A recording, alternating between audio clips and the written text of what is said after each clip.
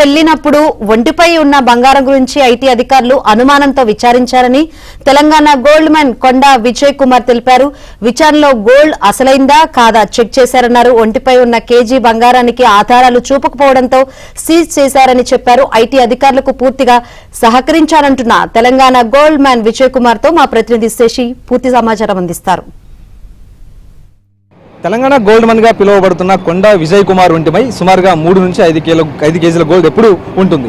ఇటీవల కాలంలో ఆయన ఢిల్లీకి హాకీ ఇండియా అవార్డుల ప్రధానోత్సవం కోసం వెళ్లారు. అదే సమయంలో ఢిల్లీ ఎయిర్పోర్ట్ లో ఐటీ అధికారులు ఆయన అదుపులోకి తీసుకున్నారు. సుమారుగా 12 గంటల పాటు కొండా విజయ్ కుమార్ ను ఐటీ అధికారులు విచారించారు. అసలు కొండా విజయ్ కుమార్ ను ఐటీ అధికారులు ఎందుకు 12 గంటల పాటు విచారించారు, ఎందుకు అదుపులోకి తీసుకున్నారు అన్న అంశాల గురించి మనతో మాట్లాడడానికి తెలంగాణ గోల్డ్ మ్యాన్ కొండా విజయ్ కుమార్ ఉన్నారు. ఆయనతో మాట్లాడదాం. చెప్పండి సార్, అసలు మిమ్మల్ని ఎందుకు ఐటీ అధికారులు ఢిల్లీలో అడ్డగించారు, అదుపులోకి తీసుకుని ఏం విషయాలు?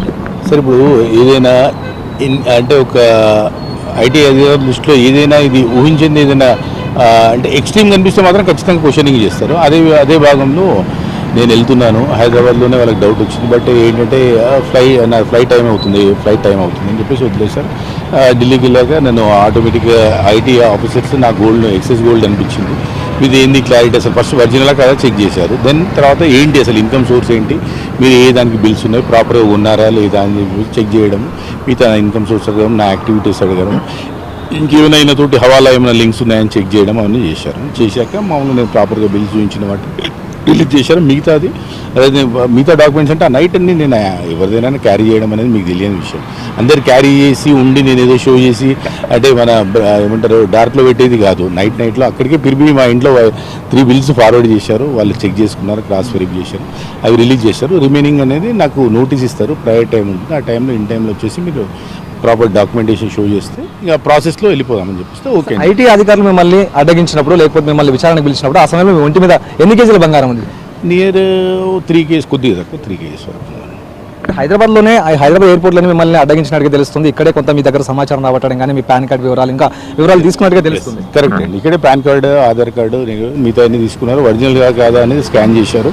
నేను ఫస్ట్ టైం జర్నీ కదండి, రెగ్యులర్గానే చేస్తూ ఉంటాను. బట్ ఈరోజు ఎలక్షన్స్ హడావిడి ఉందని చెప్పేసి నేను అడిగాను ఒక ఆఫీసర్ని, క్యూ సార్ మరి హమేషా मैं तो यहाँ से पास होता ना, इस बार ఎలక్షన్స్ थोड़ा आपके ऊपर డౌట్ అంటే తప్పకుండా అది ఖచ్చితంగా ఇప్పుడు ఏది చేయాలన్నా చేయాల్సిందే. మామూలుగా వాళ్ళు బెండ్ అయిపోయి ఇది స్కాన్ చేయమని చేస్తారు, నా హెడ్లో ఏది స్కాన్ చేయమన్నా మనం సపోర్ట్ చేయాల్సిందే కదా.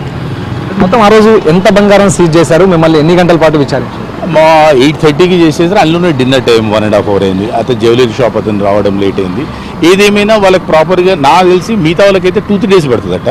నాకైతే వాళ్ళు అన్నారు ప్రాపర్గా దొరికింది కాబట్టి మార్నింగ్ 7 వరకు నన్ను పంపించేసారు. అదే సార్, ఎంత బంగారం సీజ్ చేశారు? ఎందుకంటే మీరు మొత్తం సీజ్ చేసిన బంగారం అంతటిని కూడా మీరు ఆధారాలు చూపించలేదు, కొంత బంగారం మాత్రమే చూపించారు కదా. కొంత బంగారం కాదు, మేజర్ బంగారానికి చూపించాను. 1 కేజీకి బిల్స్ రెడీ ఉన్నాయి ఇప్పుడు. బట్ ఇప్పుడు పంపించిన యూజ్ లేదు. వాళ్ళు నాకు నోటీస్ ఇచ్చాకనే నేను నోటీస్కి ఎంక్లోజ్ చేసి పంపించాను. మీకు ఇంత బంగారం ఎలా వచ్చింది, మీకు ఆర్థికంగా ఎలాంటి ఆర్థికంగా సోర్స్ ఏంటి అంశాల గురించి? నేను కొండా కన్సల్టెన్సీ ప్రైవేట్ లిమిటెడ్, అంటే నావి డిఫరెంట్ యాక్టివిటీస్ ఉంటాయి. నాది బాలాజీ కన్స్ట్రక్షన్స్ అనే ఒక కన్సల్ట్ ఫర్మ్ ఉంది. అంటే నేను నేషనల్ బ్యాంక్స్కి లైజనర్ ఉంటాను, హౌసింగ్ లోన్ కౌన్సిలర్. కానీ నాకే స్ట్రైట్ అవే నాకు 1% కమిషన్. అట్లా నేను అంటే హ్యూజ్ లెవెల్లో కష్టం, అంటే రెగ్యులర్గా నేను బిజినెస్ ప్రాపర్ చేస్తాను, బాగా కష్టం. హాకీ ఇండియా అవార్డుల ప్రధానోత్సవం కోసం వెళ్ళినప్పుడు మీ ఇదంతా జరిగింది కాబట్టి ఏదైనా వేరే ఇష్యూ ఏదైనా ఉందని చెప్పేసి అనుకుంటున్నారు? నిజంగా ఎలక్షన్ టైం కాబట్టి ఎలక్షన్ టైంలో భాగంగానే అబ్సల్యూట్లీ ఎలక్షన్స్ టైమ్స్. అందులో మనం ఢిల్లీకి వెళ్తున్నాం కదా. ఇప్పుడు ఇంకోటి ఏమైపోయిందంటే ఈయన ఇట్నా పెయిన్కే జారా అసలు వాళ్ళకి డౌట్స్ కామన్గా వచ్చాయి. ఆ పాపం అట్లని చెప్పి నన్ను పిలిచి అన్అఫీషియల్గా మాట్లాడలేదు. ఏదైనా అఫీషియల్గా చేయాల్సింది. అంటే ఎయిర్పోర్ట్లో హ్యావీ లాట్ ఆఫ్ అంటే 100-200 ప్లస్ కెమెరాస్ ఉంటాయి. వాళ్ళు ఏది పర్సనల్గా అడిగారు, ఏది అఫీషియల్గా అడిగారు, నేను అఫీషియల్గానే ఆన్సర్ ఇచ్చాను. నోటీస్ ఇచ్చేస్తారు మరోసారి మిమ్మల్ని రావాలనో లేకపోతే మీ దగ్గర ఉన్నటువంటి నోటీస్ వస్తుందట.